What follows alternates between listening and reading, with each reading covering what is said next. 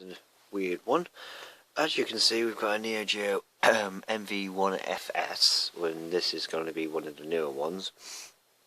Bought this faulty, so I expected it to, strangely enough, not work. Although it seems like out of not really choice, I just happened to get the worst one out of the entire pile. Basically, what we have here is a complete no video, no sound, nothing, dead, absolutely dead. Now, it did have a leaky battery. Well, I should go into a bit of a backstory. This is something I bought for a friend of mine, and basically I'm ending up fixing it because, well, it was supposed to be a project, but, you know, electronical genius, or lack of, therefore. Basically, the battery had leaked, so the first thing, of course, clean off all the acid and that. So we did that. There was like one damage trace down in there, but I mean, really nothing to write home about. These components were all affected, so out of just a matter of caution, we just changed most of them. The diode's the same. One of the transistors is the same. And we socketed any removed chips, so we've removed the sound RAM, and we removed a couple of the 74 chips, or I did. The Neo D0 got removed, and the Neo C1 got removed, but they've been resoldered back on. That got removed, but again got soldered back on. Would have put a socket on it, but there was not a fin dip socket at my local electronics shop. Anyway, this has been converted to CR2032, although that is kind of pointless at the minute because we've still got nothing. So despite all the trace repairs, which are counting to 1, all of these were just tinning up because they looked bad, but they actually weren't, so typical. Anyway, so yes, the problem we have, no sound, no video, nothing. I mean, it's completely dead. I'm not going to show you because I found there's a weird quirk with this board, which probably is going to tell me what's wrong with it. You'll notice that over here we've got some dodgy looking nastiness going on. Ignore that, that is actually soldered on properly, the Neo D0. These capacitors are obviously not stock. The stock capacitors are, well, at least here's one of them. Basically what's going on is there's no clock. You probe the 68 clock, there's nothing. You probe that one's clock, you get nothing. Well, you do occasionally, but not all the time. The 68 clock B, we're not getting anything on. This board's dead.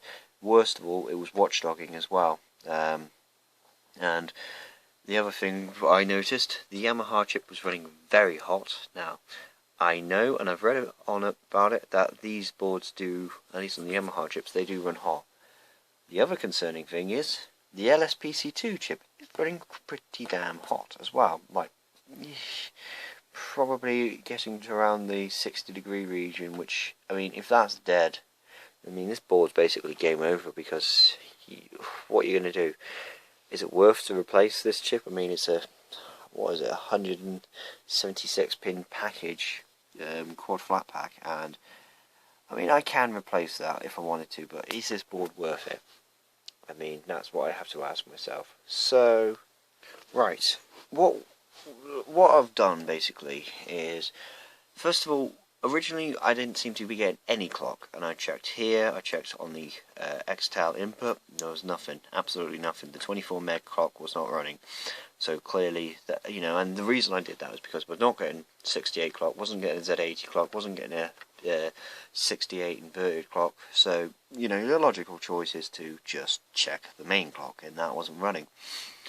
So what I did, and I've been trying to, I checked the crystal, you know, I changed it, first of all, I tried a different crystal. This is actually another SNK crystal. It's from Sky Adventure, but you know, it's just in there because it was a known working one.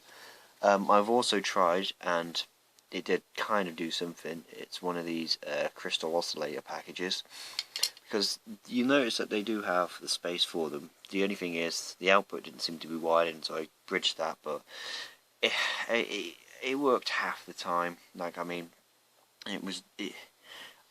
the only reason I went back to this is just because the board was designed for one of those, and I figured that even if I could get it to work with one of those oscillator packages, I just figured maybe it's just better to put that one back in for now. You know, I don't know, I might put it back in. Anyway, that's not the point.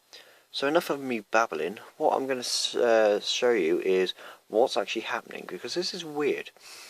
The reason I haven't turned this board on to show you what's going on is because it seems to be the clock works only for a short period of time and then it dies.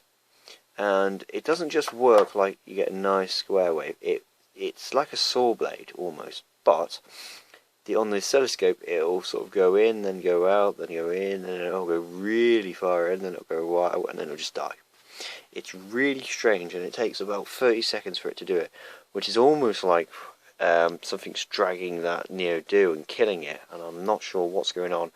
I have a feeling that something to do with that is causing it, but you know, there's no excess power draw. At least I've not done a full amperage check. My harness doesn't support that, but you know, I thought I'll show you. Anyway, so what I'll try to do is try to show you two things at once. So we're using a Hitachi 20 megahertz oscilloscope. I've set it up just so that you can see what's going on. I mean, it should show basically what's going on. What I'll do is I'm going to probe the 68K, and I'm going to probe on the clock pin, which is that pin handily right there, and I'll show you what's going on. Oh, and typically, there you go, absolutely no clock, flatlining. Although what's weird is that this was working before. Yeah, we're not getting anything, not on the Xtel input. 68K, yeah, Z80 clock's high. We got no clock. I'll tell you this as well, I've disabled the watchdog just by soldering JP2. The reason I got this lead is just because it was easier, so I can easily remove it. But we got no clock. Now, when it does work, when the clock does work, it's glitchy at best, and I don't think I'll be able to get it to work properly.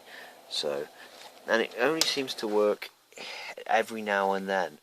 And if I don't have these on, they actually, you can see what I mean, the clock is just weird. If I don't have the caps on, the clock works for longer, but it will still die. And even when it does, even when the clock is working, really glitchily, even when it is working, there's no data. And I thought, okay, maybe the 68K is dead. But if the 68K was dead, no, I've got no problem desoldering with that. The problem is, though, if the 68K is dead, I don't actually have a replacement. Because here's my 68Ks, and ignore the tape. Basically, you'll notice that this one's a 8 megahertz one, and so is this one. And the problem is as well, they're not fin dip, they're big old fat, freaking huge dip. So, you know, lovely. The only thing I can think of is getting a Mega Drive one and sticking it in there, but the problem is, of course, it has to be 12 megahertz, and I can't remember off the top of my mind if Mega Drive one is 12 megahertz. I have a sneaking suspicion it's like 8 or 10 megahertz, so hopefully I'm wrong. But yeah, okay, I've done something unorthodox. I've cut the ends of these capacitors off. Only reason I'm doing this is because that's the only way to actually get you to get the clock to actually show its problem. And again, I don't know why it does this. It works better without the caps, but I know you need them because the clock's unstable. So even though I've got a clock, it's completely unusable. But yeah, if I have them in, the clock dies within a second or so. And I just don't know what's going on. By the way, I did remove these, trying to think if it was something like that, but it made literally no difference. And I know I should have replaced it, but let's not go into the details. I'm looking for any change, so let's see if this works though. Turn it on, and it's not doing anything. Yeah, just a high clock. It's not doing anything. Yeah, it's doing less than what it was doing before. Isn't that annoying? Yeah, it's not doing anything now. Typical. And what also happens is when I have the B1 and I disconnect the JP2, I don't know if the watchdog is incredibly quick and I just don't have a quick enough scope to see it, but the halt and reset lines are always held low, which means basically the processors, the Neo D0 and a couple of other things, have just been held in a reset state all the time.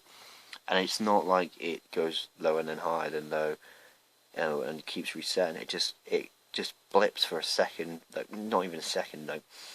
On my scope, the only way I can see it is with about a 1 second or 2 second time base, and it's just a blip, and then it's low, and it just stays that way.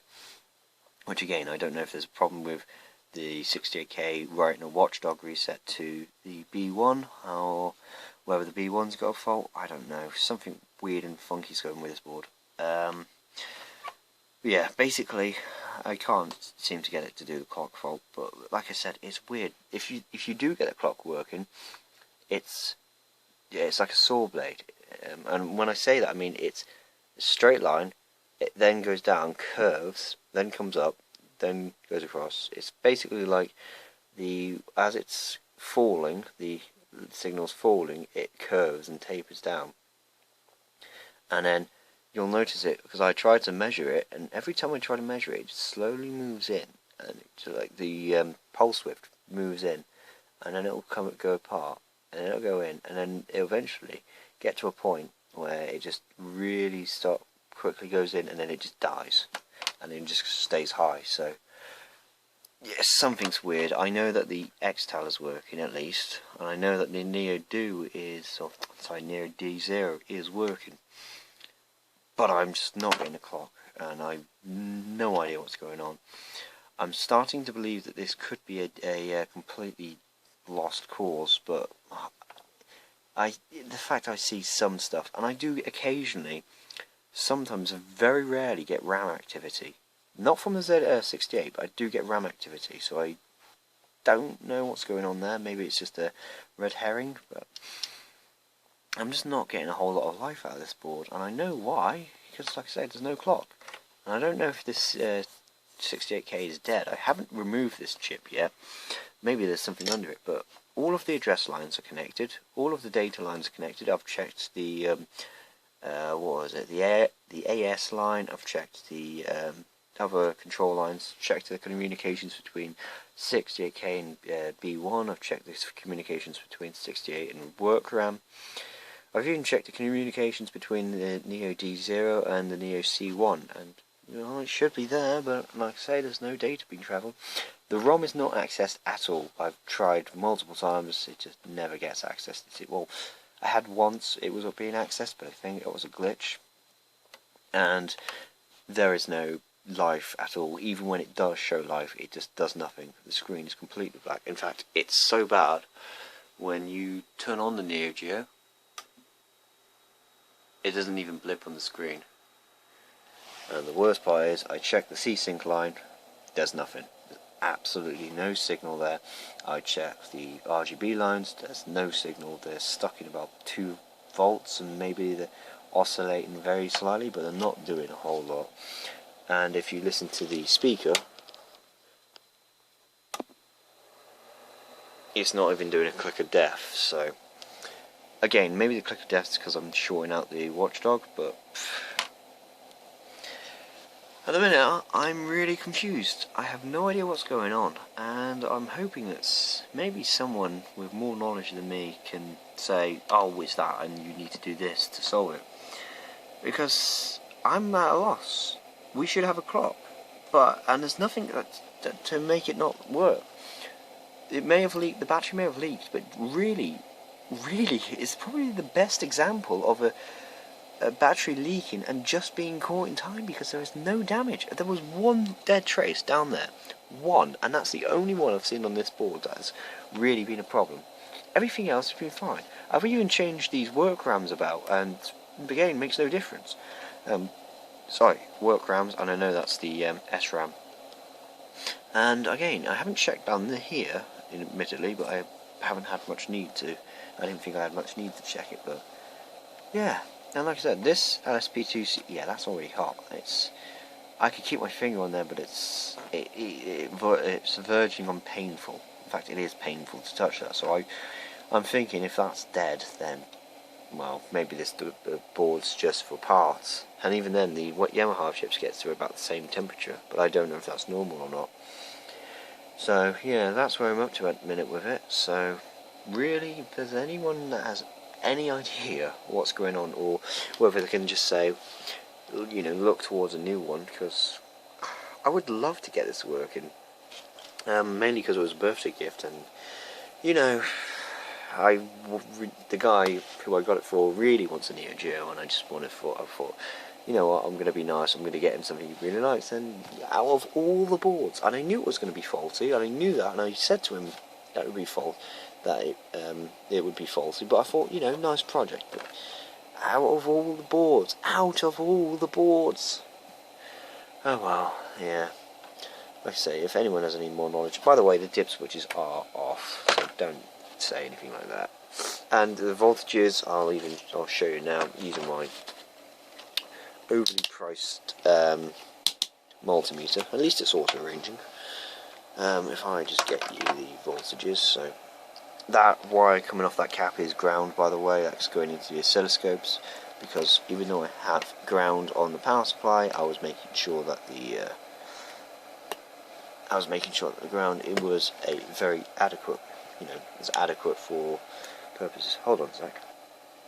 Okay, yeah, sorry, it's just connecting up the ground. So you can see here, if I probe onto the 5V line,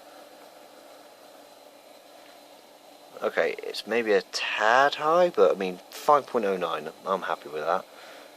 We're getting, it's not going to show it, will it? We are getting -5, even though I know that Neo Geos don't use it.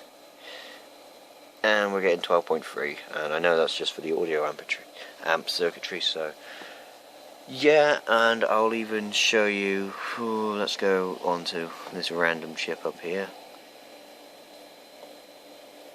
Oh, I never actually checked that. Maybe there's, I wonder if that's resistance. That's a significant drop. I should have checked this before. Oh, hang on a second.